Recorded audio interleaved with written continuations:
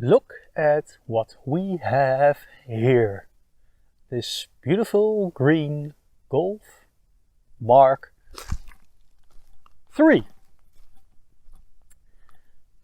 And today I'm going to tell you a little tidbit about this little beauty. First off, color. I'm going to come back to this color a few times. But for now, I like it. I like it really much. Okay, that about the color. The Mark III. Still, Volkswagen Golf, which isn't really shooting up in value. The first Golf, the Mark I, they're expensive now. The Mark II are also getting a little bit more sought after. But this one, still very, very, very reasonable to buy. Anyway, this is a little 1.8 liter Mark III, producing around about 90 horsepower. It goes 0 to 60. Yeah, and I don't really know why this exists. Let me explain. The Volkswagen Golf is the everyday man's car. So, let's talk.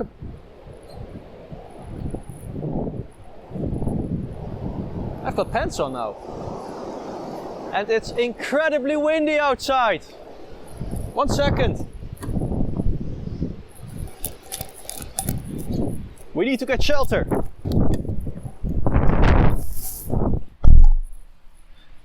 And safe. Oh, you got walnuts. Anyway, the thing I was talking about, just at the point where my video files corrupted and I had to go here another day to the same place once again. Anyway, doesn't matter. I was talking about why this is the everyday man's car. At least it was in this time period. But the Volkswagen Polo also was the everyday man's car. So, no, not again! Please, camera, just stay, okay? Just stay. The wind already fucked over my tripod. Anyway, fucking wind. I was talking about this, the car I'm sitting in right now, being the everyday man's car. But the Polo is the everyday man's car.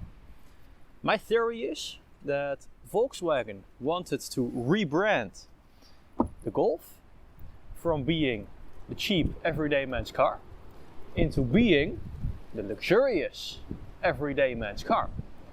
That's why the Polo came along. But now we have this. And this is practically the same as the Polo. It's just styled a little bit cooler and it drives a little bit better. Very different from what we have today. Today we have the Golf, which is big wind, please stay. Today we have the Golf, which is way more luxurious, way faster and way cooler than the Polo we have today. But yeah, that's my guess. Anyway, let's step inside and hope the wind doesn't fuck us over once more. Yeah? Yeah. So now that we're maybe safe and maybe sound inside, well, the door, stay. Okay, wait, let me just, 1 second.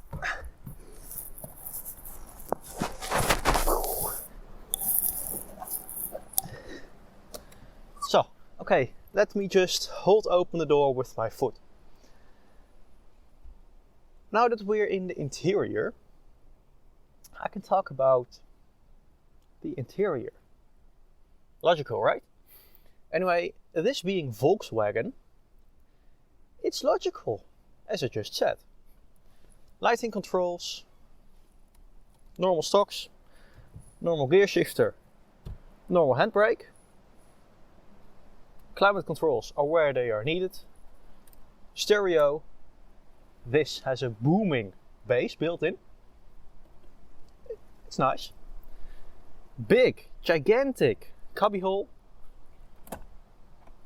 A kind of weird glove box, which opens up just a smidge.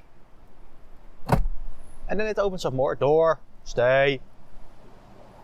And in here we find the Volkswagen service manual, in which is, let me find it, the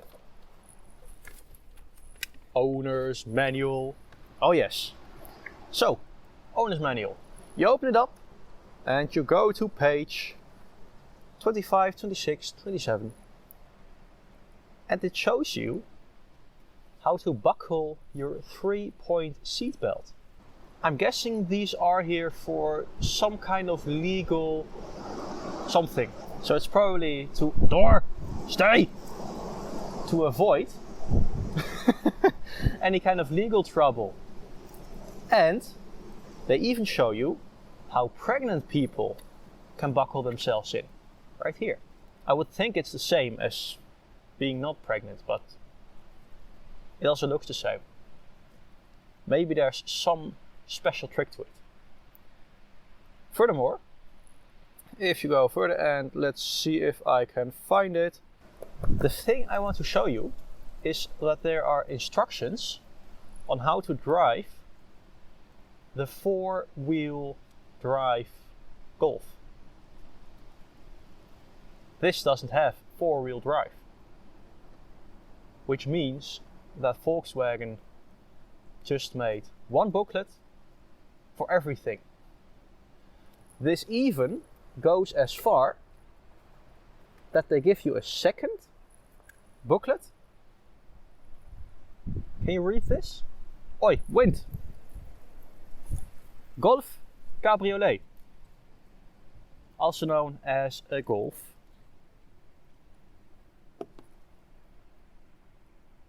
Convertible, yeah, that's the word. This is no convertible. This booklet explains how to use the convertible top. So Volkswagen just threw in everything they had.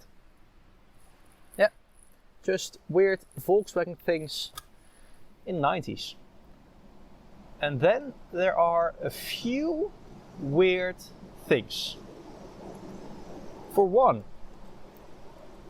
if you have to make an emergency stop, where would you put the emergency blinker button? In the center control stack, above your head, no, through the steering wheel. I mean, what? So that means if you're taking a corner and you see an emergency coming up and you want to warn the people behind you, oh, I'm taking a corner.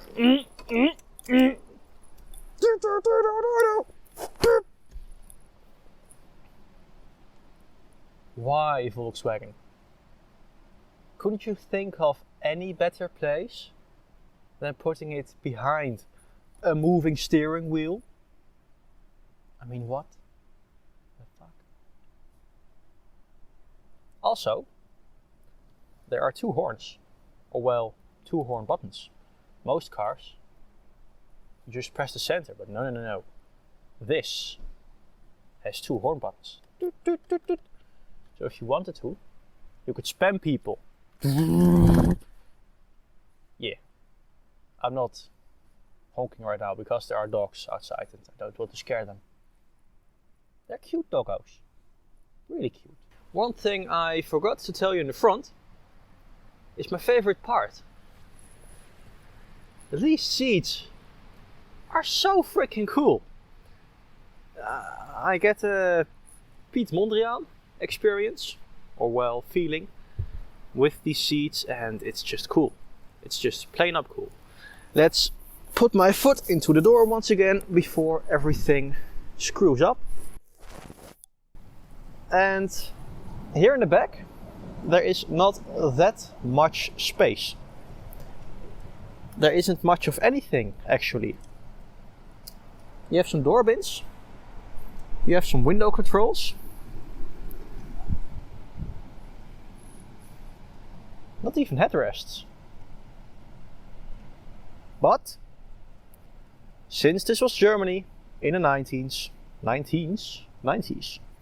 of course you had your cigarette ashtray thing. Yeah, but no cigarette lighter. So you had to ask your dad or your mom to give you a cigarette and say, honey, you're now 12 years old. You can smoke. Yes. And then you could put out your ashes in your own personal cigarette tray, which is incredibly nice of Volkswagen. And then last part, floor mats. They're cool because they are colored. But why aren't they green?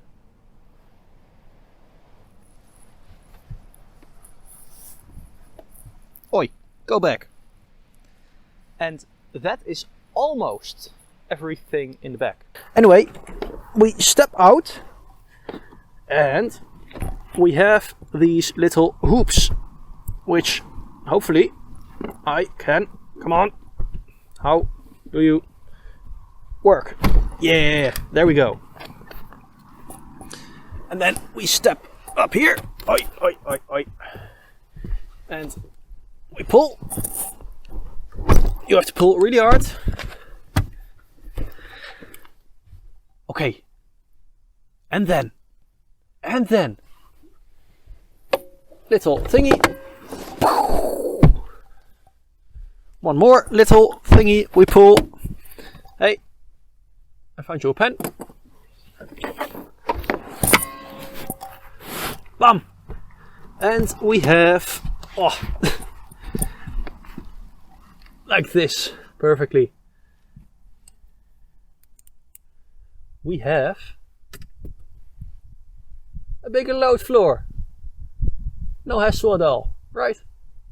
Okay, let's move to the trunk and put this back into its normal position. Hi, we're at the back. There are these things. I don't know what they are. If someone of you knows, please tell me, because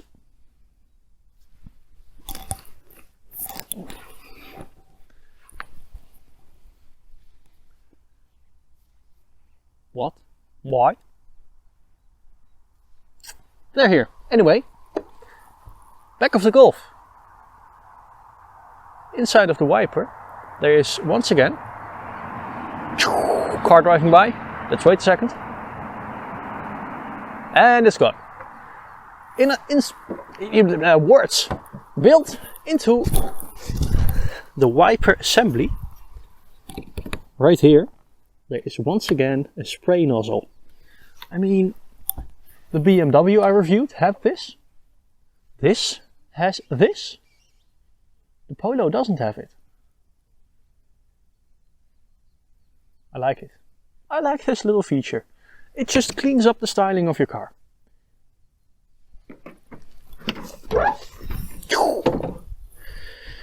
As we all know, let's do the David test. Oh! And this one definitely is no Goliath. It's small. I can kind of fit in it. And back here you have the CD changer for the subwoofer and just the stereo system in general. Little warning triangle and can I make it into a... Yeah. And a little car jack. That's about it. Yeah, it's a trunk of an economy car. I mean, it's not that much. But hey, whatever. Now we somehow need to maneuver our way out of here. Whew. And we are free. As I said, the color on this thing is amazing. I have a weak point, an extreme weak point for dark green. Maybe it's the yes. Maybe it's the British racing green. This isn't really British racing green, as I'm guessing. But I don't know what's British racing green in general. Just dark green seems to be associated with British racing green. Anyway, I think this is the most flattering, I'll move out of the way, angle of this car. You get the slightly angrier eyes, which I like. Polo eyes are very squared off. These are just slightly more angry. Not too angry, but just slightly more. And one thing I really love is the box. This is such a box. Just talking is very difficult today, it seems. Mayday, mayday, we're sinking. Anyway, I like the boxy styling. I really love it. I probably should have picked another spot. Incredibly rosy note. Really, talking is difficult. A rosy note, a noisy road, and lots of cars driving by. But the location is nice. Give me this. In the middle of the woods. It's beautiful. I'm moving off topic. Let's talk about the styling of this car. As I said in some of my older videos, I like continuous, unbroken lines. And this is probably the master of it. This line. It starts at this tail light, moves all the way up to the front door, up to the front fender, and then almost reaches the headlight, where it vanishes. I mean, come on. It's so simple to make just a simple and good looking car. Just don't overstyle your vehicles. Learn from Volkswagen's past. They had it down. It's a box, it's a little bit angry, and it has nice unbroken lines. Oh, and these wheels, I think are aftermarket. These Enzo wheels. But they suit the vehicle well. And for now, as these people are talking, let's start driving. And I know, this is the passenger side of the car, but it doesn't matter. You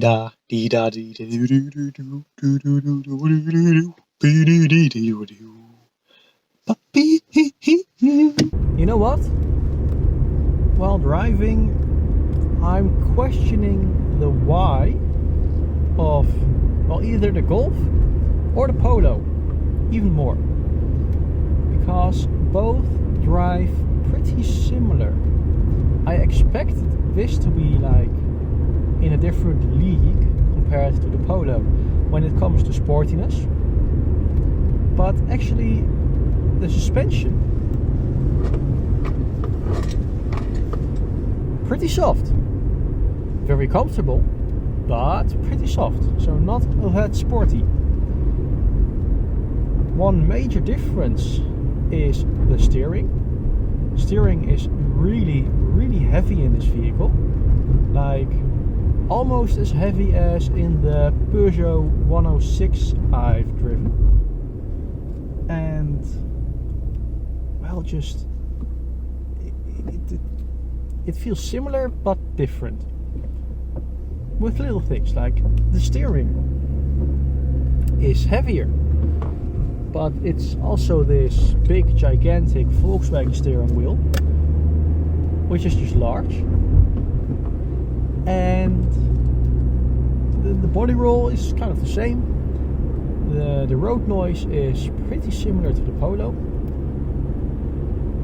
but for some reason I like this driving experience more than the Polo.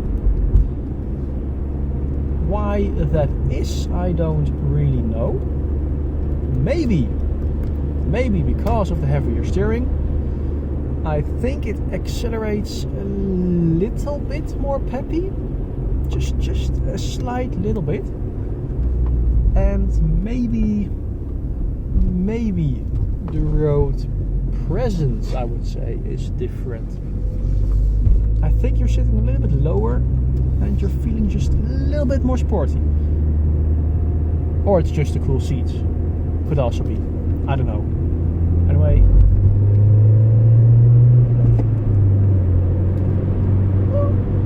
yeah, it gets going, it drives. So yeah, driving experience really nice. But once again, Polo or Golf, I think it's up to the styling at this point. And in the styling department, the Golf definitely wins. I like it way more than the roundish, softish Polo. But hey, they're both amazing vehicles. They exactly do what they promise to do, nothing more, nothing less. And just, yeah, they're quite good vehicles. So yeah, there you have it. This one drives nice steering feedback. I really like steering, even though it's unusually heavy, and it has a longer shifter throw, so you have to move the shifter further back and forward and whatever.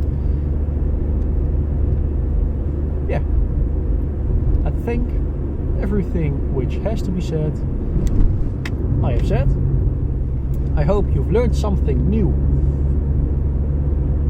about the Mark III Golf,